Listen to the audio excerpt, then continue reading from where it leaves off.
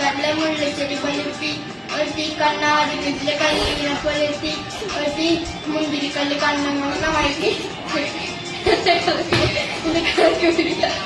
രണ്ടാം പിറവിയെ രണ്ടാം പിറവിയെ കറവിയെ കണ്ണുകുരുങ്ങി ഞാൻ മരിച്ചു രണ്ടാം പിറവിയെ രണ്ടാം പിറവിയെ ആ കുപ്പത്തൊട്ടിൽ മാണിക്കത്തെ കണ്ടുപിടിച്ചവൾ അതിനെ മിന്നൽ കൊണ്ട് തൂറി തോർത്ത് മെന്തിരണിഞ്ഞവൾ